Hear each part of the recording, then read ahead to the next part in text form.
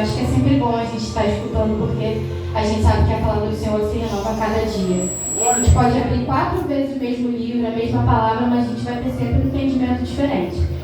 Mas aí essa história vai nos falar que havia um homem chamado Lázaro, que ele tinha 2 irmãs chamadas Marta e Maria, e a Bíblia vai falar que ele estava doente. E ali as irmãs de Lázaro, eles eram íntimos de Jesus, e as irmãs de Lázaro, elas foram e mandaram ir até Jesus e falar para Jesus que Lázaro estava doente. E aí chegaram lá para Jesus e contaram que Lázaro estava doente.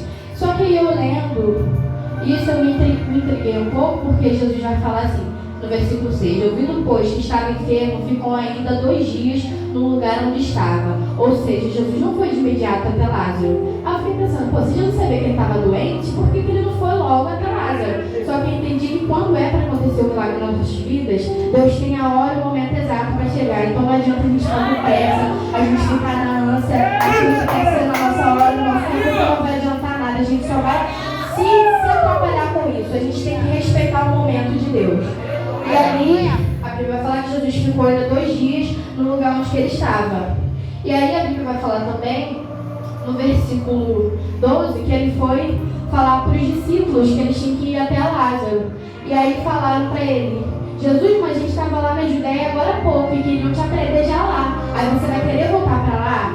Aí eu achei muito engraçado isso, que às vezes você sai de um lugar humilhado, mas vai ser necessário você voltar para Deus te exaltar lá. Só que tudo isso no tempo dele, então não se desespere, não ceda. Assim como o pastor falou hoje, não fica desesperado, porque Deus tem um momento exato para fazer as coisas na nossa vida. E a Bíblia vai falar que Jesus chegando, ele nem tinha chegado ainda na casa, ele estava a caminho da casa de Lázaro, e ali Marta, ela encontrou com Jesus ali a caminho.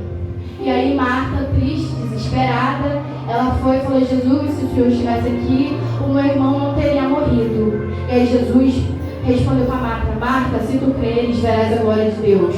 Ou seja, Deus já tinha um plano perfeito para fazer, só que Marta, ela não entendia o processo, ela não entendia a situação que ela teria que passar. Eu acredito que Marta, ela conhecia todos os milagres que Jesus fazia, porque Jesus com certeza era conhecido e ela conhecia. Aí eu fico me intrigando que muitas das vezes a gente conhece o poder de Deus nas nossas vidas, só que mesmo assim a gente duvida.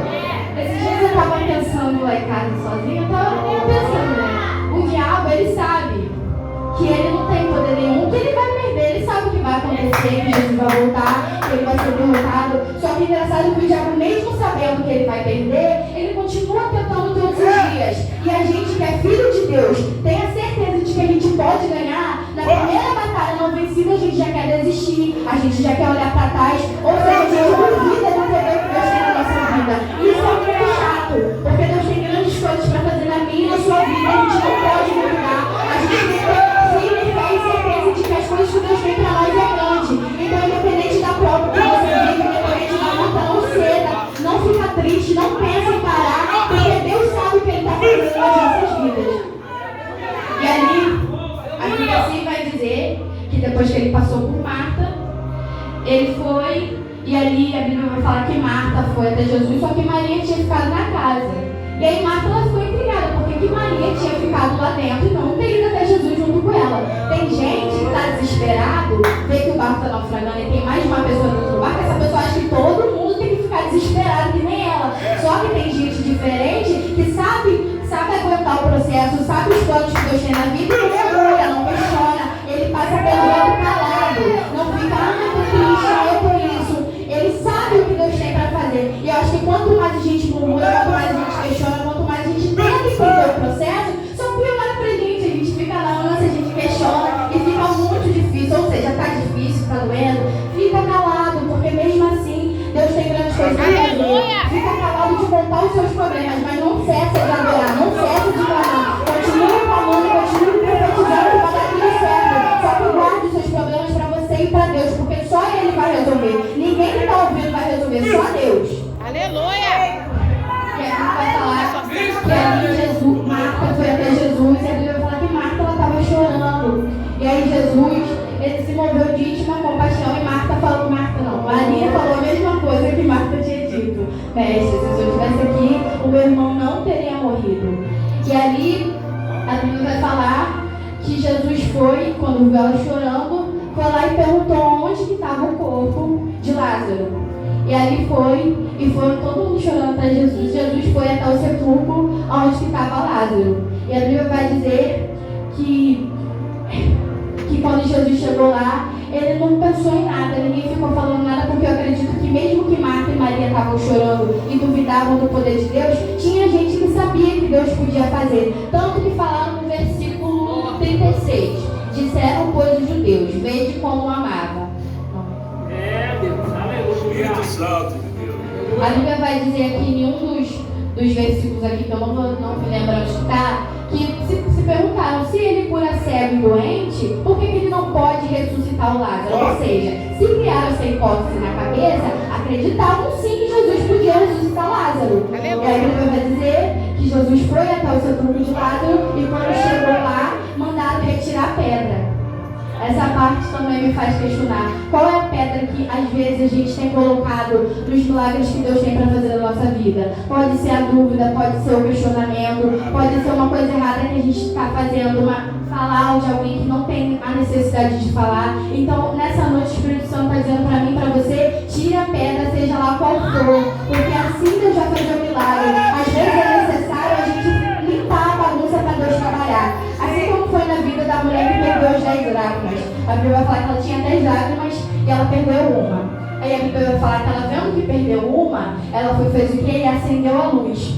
E a Bíblia vai falar que ao ela acender a luz, ela percebeu que a casa estava bagunçada. Eu tendo que, às vezes, muitas das vezes na nossa vida, é necessário a gente perder algo para a gente reconhecer a bagunça. Porque se está tudo no bem bom, a gente não quer fazer nada. A gente fica confortável no ambiente que a gente está e não quer se movimentar. Então é necessário, sim, Deus tirar algo da nossa vida para a gente ir lá perceber que está bagunçado. A gente tem que arrumar. Então eu quero dizer para vocês, por favor, não vamos deixar ser necessário.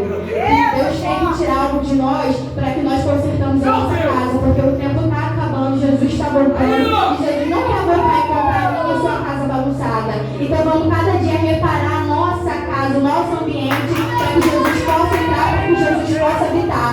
E aí você tirando a sua pedra, Jesus entra, Jesus faz o milagre, Jesus traz a resposta, Jesus traz a cura, Jesus faz tudo aquilo ao qual o seu coração tem pedido. E a Bíblia vai dizer que quando eles tiraram a pedra, Jesus falou, Lázaro, venha para fora. Isso foi uma parada muito louca, porque como assim? Ele ressuscitou o morto, né? Então, como eu já disse antes, eles sabiam que Jesus podia fazer isso. E aí Jesus foi e mandou Lázaro vir para fora e Lázaro ressuscitou. Aí vocês pensam, se Jesus conseguiu ressuscitar um morto, o que ele não pode fazer para as nossas vidas? Seja morto, mas um sonho, um plano que você tem colocado nos dias, ele pode sim fazer. Então vamos ver cada dia a grandeza do nosso Deus, porque ele pode sim, ele vai fazer grandes coisas na nossa vida. E ele deixou pra gente no livro de Coríntios, capítulo 15, versículo 58. E ele diz, portanto, meus amados irmãos, sede firmes e constantes, sempre abundantes na obra do Senhor, sabendo que o vosso trabalho não é em vão. Então eu quero dizer, faça assim para o Senhor, continue profetizando, continue crendo que a sua vitória chega. Só que é necessário tirar a pedra. E como eu disse antes, não deixa de ser necessário, a gente tem que perder alguma coisa para a gente reparar a nossa bagunça. Então vamos cada dia mais estar retos na linha do Senhor. E eu quero louvar, convidar a igreja a ficar de pé e chamar de acontecer o Juliano para estar louvando comigo. E esse o nome do é onde está a tua fé. E eu acredito que os irmãos podem não conhecer, mas eu quero pedir para vocês prestarem bastante atenção na letra, que o Senhor vai falar assim aos nossos corações. Espírito Santo. Aleluia, Deus. Toma tuas mãos. Aleluia. Glória a Deus. Espírito Santo. Abençoa tua filha, Deus. Abençoa.